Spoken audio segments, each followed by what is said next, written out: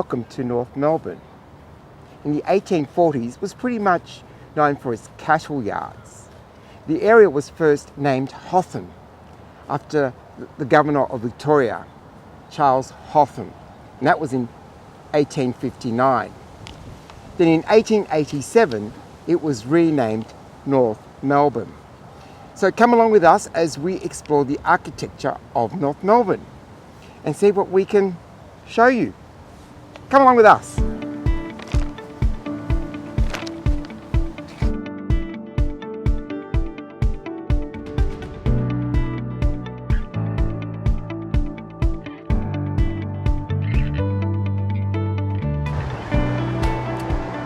Peter here. I am with my mate Henry. Good old Henry Bastow. Henry, tell us a little bit about yourself. You're a bit quiet there, Henry. Well, Henry, if you can't say a few words for yourself, I'll have to say a few words for you. Henry was an architect around the 1800s, the late 1800s. He was an architect for the education department, and he built, I don't think he personally built them, he may have designed, and his designs led to the construction of over 600 schools in Melbourne. So when you look at this by an example, very solid structure here, you may see a resemblance of that style in other schools around the local area. Bye, Henry.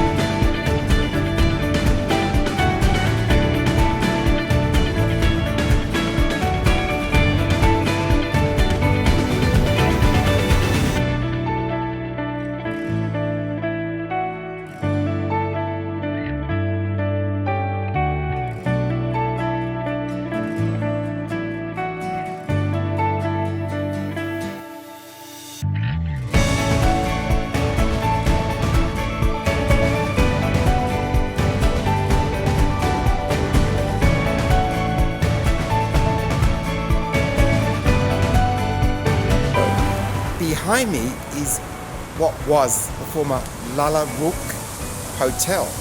It was built in 1850s, early 1850s, and in 1853 it got its first license. But it was deprived of its license in 1925. The hotel was named after the poet Thomas More's poem about Layla Rock, who was a princess looking for her prince, who she would marry from Baccaria. Anyway, a little bit of a pretty story there, but worth discovery. The former North Melbourne Town Hall, built in 1876. The municipal offices designed in Renaissance Revival and include the post office, the courthouse, Mechanics Institute, library and shops. So what might this be?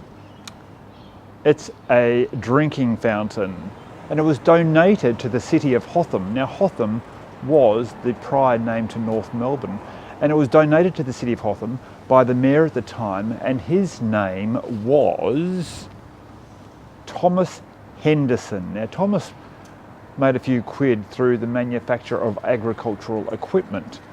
And I think he was a councillor here for about 13 years, became mayor, and after he left the mayoral duties, he donated this fountain, and then he moved on to Corowa in New South Wales. Okay, see ya.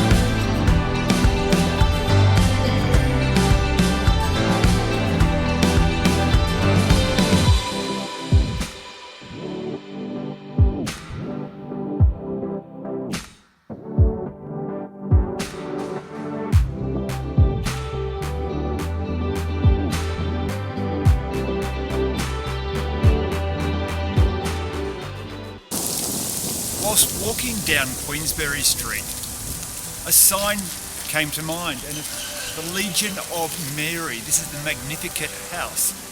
What a discovery. It was something that my mum used to talk about when we were kids, about the Legion of Mary. I've got to now go home and discover what was it all about. Oh, I've got a car trying to get into a parking space. Bye for now.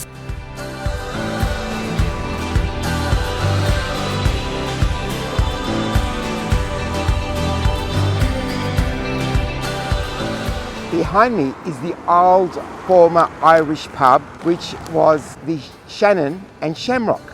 It was built in around 1862 and delicensed in 1904, along with a whole other pubs.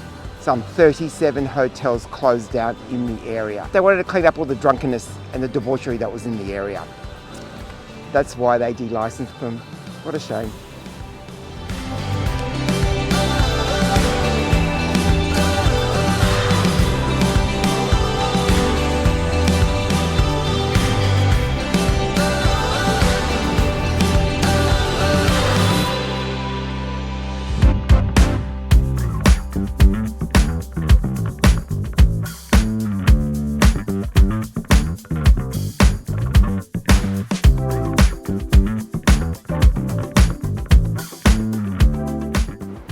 I'm standing in front of the meat market, which was built in 1880.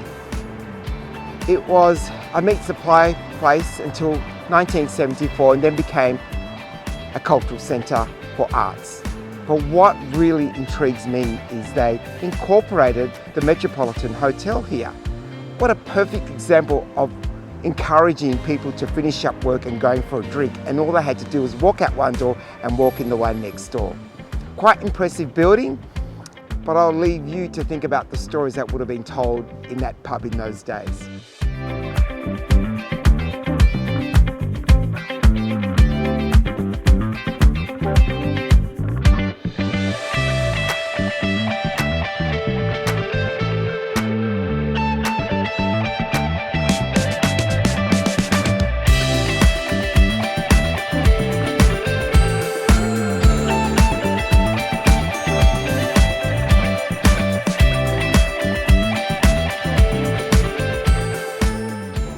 We are outside what was once the Exchange Hotel, which was built in 1873, but it's now a patisserie. So we're going to sit here and enjoy some apple Normandy cake, and shortly a couple of lattes will be coming out.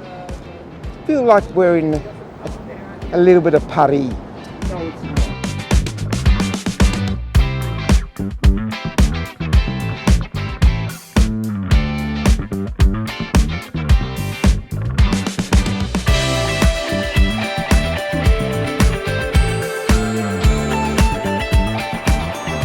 Behind me you see the old cable tram house. It was built in 1890 and this one closed in 1935. But the cable trams actually came to an end in 1940. So we have come to the end of our walk today, our heritage walk around North Melbourne, once called Hotham. And we will leave it at that. So we'll catch up with you guys on another adventure. I hope you've enjoyed the walk. We'll see you next time. Bye.